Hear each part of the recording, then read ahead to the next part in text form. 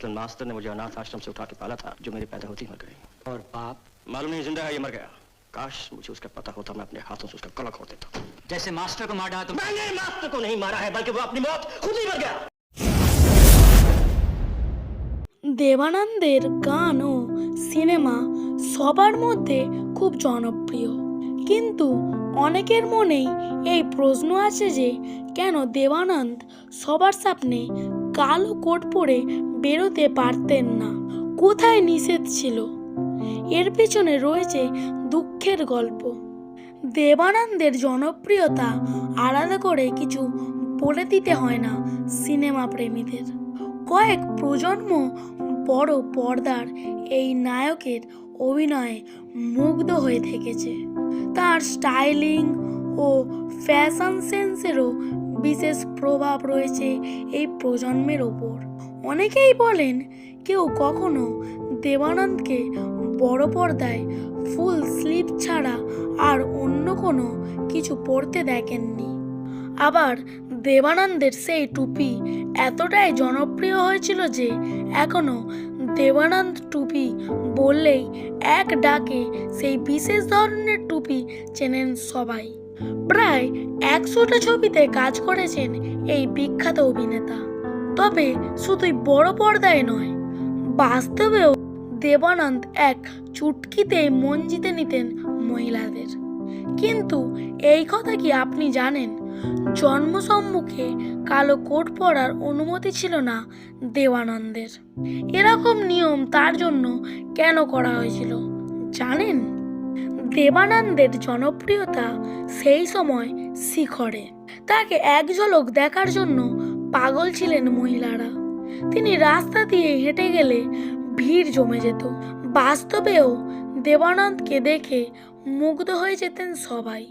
শুধুই বড় পর্দার অভিনেতা হিসেবে নয়, তার আকর্ষণীয় ব্যক্তিত্ব, স্টাইলিং যে কোনো মহিলার হৃদয়ে ঝড় তোলার জন্যই যথেষ্ট ছিল।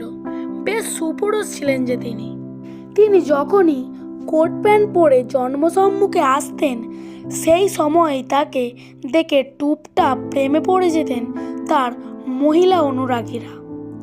আর আপনি যদি শোনেন, এই কারণের জন্যই দেবানন্দ কালো কোট পরতে পারতেন না। ঠিক, আপনি ঠিক শুনেছেন। দেবানন্দের সৌন্দর্য এমনই ছিল যে তাকে কালো কোটে দেখতে আরো বেশি সুন্দর লাগতো। বিশেষজ্ঞদের মতে কালো এমন একটি রং যা খুব সহজেই কাউকে আকর্ষণ করতে পারে। আপনি বিশেষ কোনো মানুষের সঙ্গে দেখা করতে যাওয়ার আগে এই কালো রঙের পোশাক বেছে নিতেই পারেন সহজে। কারণ অন্যান্য রঙের পোশাকে কোনো মানুষকে যতটা না আকর্ষণীয় লাগে, কালো রঙে আরো বেশি আকর্ষণীয় লাগে। দেবানন্দের ক্ষেত্রেও ঘটেছিল এমন কিছুই। কালো রঙের কোটে এই বিখ্যাত অভিনেতাকে এতটাই সুন্দর দেখাতো যে মহিলারা তাকে এক ঝলক দেখার জন্য পাগল হয়ে উঠতেন। আর এটাই ডেকে এনেছিল এক বড় অঘটন। দেবানন্দ একবার রাস্তায় কালো কোট ও প্যান্ট পরে বেরিয়েছিলেন অন্যান্য দিনের মতোই।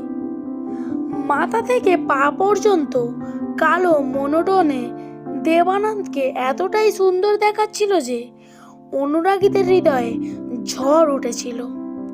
তাকে এক ঝলক দেখতে ছুটে এসেছিলেন মহিলারা।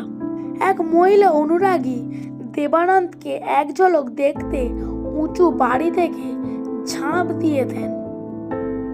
সেই সময়ের দৈনিক পত্রিকার রিপোর্ট অনুযায়ী দেবানন্দকে কালো কোটে ভীষণ হ্যান্ডসাম দেখাচ্ছিল যে একটি মেয়ে তার এই রূপে মুগ্ধ হয়ে আত্মহত্যা করেন এবং এরপরে জন্মসম্মুখে দেবানন্দের কালো কোট পরা নিষিদ্ধ করা হয়। তিনি আর কালো কোট পরে বেরোতে পারতেন না। অনেকেই মনে করেন দেবানন্দের জন্মসম্মুখে কালো কোট না পরার পিছনে কোনো কুসংস্কার রয়েছে, কিন্তু আসল কারণটি অনেকেই জানেন না। আসল কারণটি ছিল এটি: একজন সুপুরুষ অভিনেতার রূপে পাগল হয়ে যেতেন মহিলারা। আর ঠিক সেই কারণেই সেই অভিনেতাকে কালো কোট পরতে নিষেধ করা হয়, যদিও এরকম ঘটনা আর দেখা যায় না, কারণ তার মতো ফ্যান বেস নাকি খুব অভিনেতারই হয়। দেবানন্দের স্টাইলিং বেশ জনপ্রিয়, এটা কোনো গোপন কথা নয় যে দেবানন্দ খুব ভালো করেই জানতেন কিভাবে পোশাক কালার কম্বিনেশন করতে হয়। এটা দেখে বিষয়টি সহজ মনেও হতো না, এটা দেখে বিষয়টি সহজ মনে হতেও পারে, কিন্তু তা খুব একটা সহজ নয়। পোশাকে সঠিক কালার কম্বিনেশন করার জন্য যথেষ্ট চিন্তা ভাবনা করা প্রয়োজন। একবার দেবানন্দ একটি হালকা কমলা রঙের শার্ট পরেছিলেন, তার সঙ্গে খয়েরি রঙের জ্যাকেট স্টাইল করেছিলেন, শেষে একটি জ্যাকেট স্কার্ফে রাউন্ড আপ করেছিলেন, আর এই স্টাইলিংটি ছিল প্রশংসনীয়। জ্যাকেটের প্রতি তার যে আলাদা ভালো লাগা ছিল তা কারো অজানা নয়। এই কথা ঠিক যে এই অভিনেতার জ্যাকেট হয়তো খুব বেশি কারুকার্য করা হতো না, কিন্তু বেশ আকর্ষণীয় তো বটেই।